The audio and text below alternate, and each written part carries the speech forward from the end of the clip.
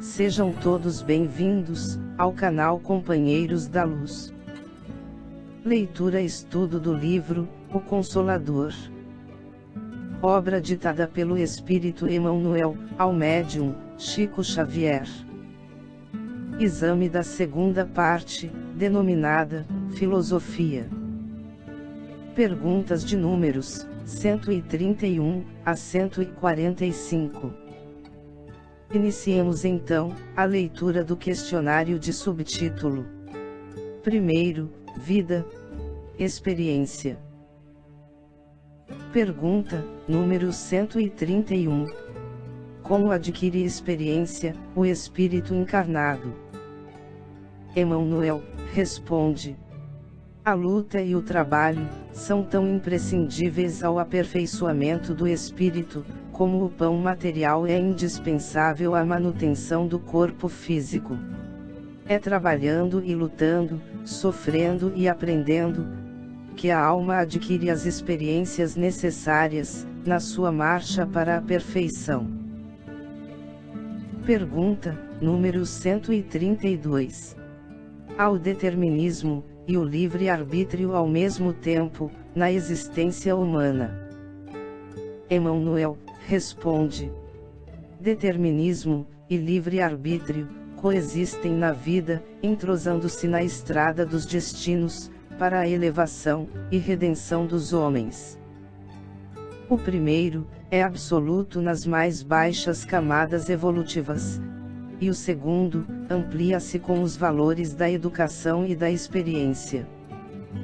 Acresce observar que, sobre ambos, pairam as determinações divinas, baseadas na lei do amor, sagrada e única, da qual a profecia foi sempre o mais eloquente testemunho. Não verificais, atualmente, as realizações previstas pelos emissários do Senhor, há 2 e 4 milênios, no divino simbolismo das Escrituras. Estabelecida a verdade, de que o homem é livre na pauta de sua educação, e de seus méritos, na lei das provas, cumpre-nos reconhecer, que o próprio homem, à medida que se torna responsável, organiza o determinismo da sua existência, agravando-o, ou amenizando-lhe os rigores, até poder elevar-se definitivamente aos planos superiores do universo. Pergunta número 133. Havendo o determinismo e o livre-arbítrio, ao mesmo tempo na vida humana, como compreender a palavra dos guias espirituais, quando afirmam não lhe ser possível influenciar a nossa liberdade? Emmanuel responde: não devemos esquecer que falamos de expressão corpórea, em se tratando do determinismo natural, que prepondera sobre os destinos humanos. A subordinação da criatura, em suas expressões do mundo físico, é lógica e natural nas leis das compensações, dentro das provas necessárias. Mas, no íntimo, zona de pura influenciação espiritual, o homem é livre na escolha do seu futuro caminho. Seus amigos do invisível localizam aí o santuário da sua independência sagrada. Em todas as situações, o homem educado pode reconhecer onde falam as circunstâncias da vontade de Deus, em seu benefício, e onde falam as que se formam pela força da sua vaidade pessoal, ou do seu egoísmo. Com ele, portanto, estará sempre o mérito da escolha, nesse particular. Pergunta número 134. Como pode o homem agravar ou amenizar o determinismo de sua vida? Emmanuel responde: a determinação divina, na sagrada lei universal, é sempre a do bem e da felicidade para todas as criaturas. No lar humano, não vedes um pai amoroso e ativo, com um largo programa de trabalhos pela ventura dos filhos. E cada filho, cessado o esforço da educação na infância, na preparação para a vida, não deveria ser um colaborador fiel da generosa providência paterna, pelo bem de toda a comunidade familiar. Entretanto, a maioria dos pais humanos deixa a terra sem ser compreendida, apesar de todo o esforço despendido na educação dos filhos. Nessa imagem muito frágil, em comparação com a paternidade divina, temos um símile da situação. O espírito que, de algum modo, já armazenou certos valores educativos, é convocado para esse ou aquele trabalho de responsabilidade, junto de outros seres em provação rude, ou em busca de conhecimentos, para a aquisição da liberdade. Esse trabalho deve ser levado a efeito na linha reta do bem, de modo que esse filho seja o bom cooperador de seu Pai Supremo, que é Deus. O administrador de uma instituição, o chefe de uma oficina, o escritor de um livro, o mestre de uma escola, tem a sua parcela de independência para colaborar na obra divina, e devem retribuir a confiança espiritual que lhes foi deferida.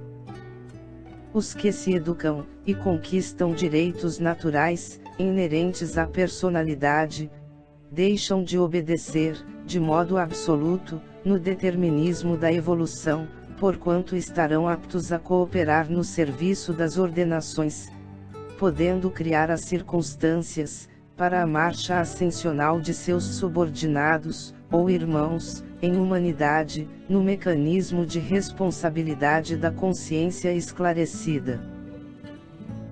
Nesse trabalho de ordenar com Deus, o filho necessita considerar o zelo e o amor paternos, a fim de não desviar sua tarefa do caminho reto, supondo-se senhor arbitrário das situações, complicando a vida da família humana, e adquirindo determinados compromissos, por vezes bastante penosos. Porque, contrariamente ao propósito dos pais, há filhos que desbaratam os talentos colocados em suas mãos, na preguiça, no egoísmo, na vaidade, ou no orgulho. Daí, a necessidade de concluirmos com a apologia da humanidade, salientando que o homem que atingiu certa parcela de liberdade, está retribuindo a confiança do Senhor, sempre que age com a sua vontade misericordiosa e sábia, reconhecendo que o seu esforço individual vale muito, não por ele, mas pelo amor de Deus, que o protege e ilumina, na edificação de sua obra imortal.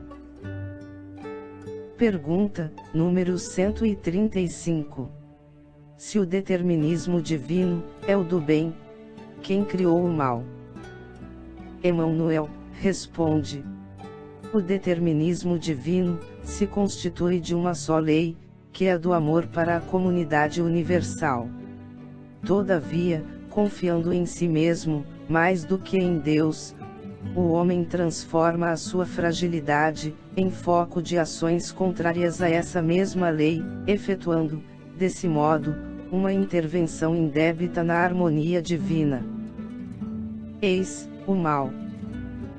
Urge recompor os elos sagrados dessa harmonia sublime. Eis o resgate. Vede, pois, que o mal, essencialmente considerado, não pode existir para Deus, em virtude de representar um desvio do homem, sendo zero na sabedoria e na providência divinas. O Criador é sempre o Pai generoso e sábio, justo e amigo, considerando os filhos transviados como incursos em vastas experiências.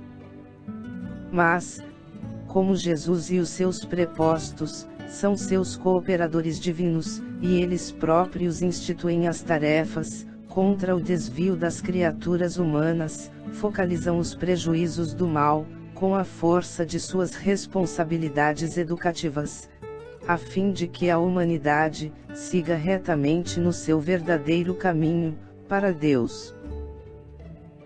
Pergunta, número 136. Existem seres agindo na Terra, sob determinação absoluta? Emmanuel responde: os animais, e os homens quase selvagens, nos dão uma ideia dos seres que agem no planeta, sob determinação absoluta. E essas criaturas servem para estabelecer a realidade triste da mentalidade do mundo, ainda distante da fórmula do amor, com que o homem deve ser o legítimo cooperador de Deus, ordenando com a sua sabedoria paternal.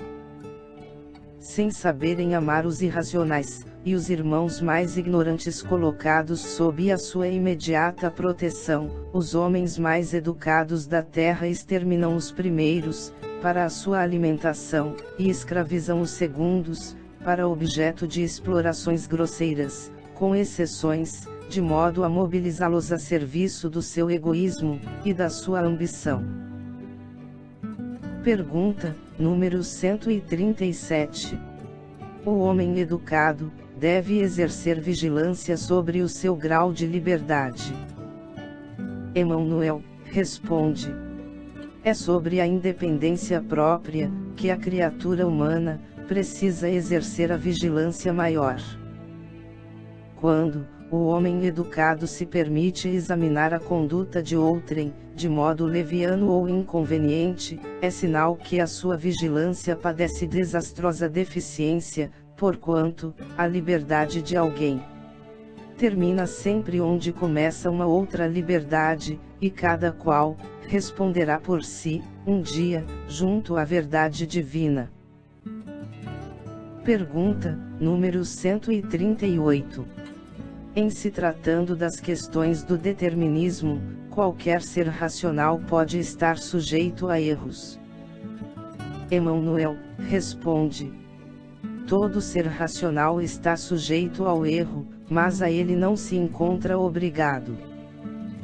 Em plano de provações e de experiências como a Terra, o erro deve ser sempre levado à conta dessas mesmas experiências, tão logo seja reconhecido pelo seu autor direto, ou indireto, tratando-se de aproveitar os seus resultados, em idênticas circunstâncias da vida, sendo louvável que as criaturas abdiquem a repetição dos experimentos, em favor do seu próprio bem, no curso infinito do tempo. Pergunta, número 139. Se na luta da vida terrestre, existem circunstâncias, por toda parte, qual será a melhor de todas, digna de ser seguida? Emmanuel responde: em todas as situações da existência, a mente do homem defronta circunstâncias do determinismo divino, e do determinismo humano. A circunstância a ser seguida, portanto, deve ser sempre a do primeiro, a fim de que o segundo seja iluminado, destacando-se essa mesma circunstância, pelo seu caráter de benefício geral, muitas vezes com o sacrifício da satisfação egoística da personalidade. Em virtude dessa característica, o homem está sempre habilitado, em seu íntimo, a escolher o bem definitivo de todos, e o contentamento transitório do seu eu, fortalecendo a fraternidade e a luz, ou agravando o seu próprio egoísmo. Pergunta, número 140. Os astros influenciam igualmente na vida do homem? Emmanuel responde: as antigas assertivas astrológicas têm a sua razão de ser. O campo magnético e as conjunções dos planetas influenciam no complexo celular do homem físico, em sua formação orgânica, e em seu nascimento na Terra. Porém, a existência planetária é sinônimo de luta.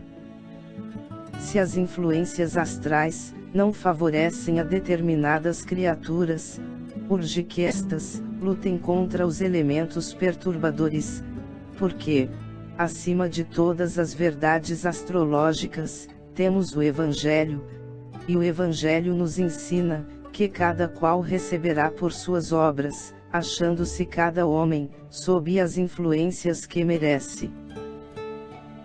Pergunta, número 141. Há influências espirituais entre o ser humano e o seu nome, tanto na Terra como no espaço?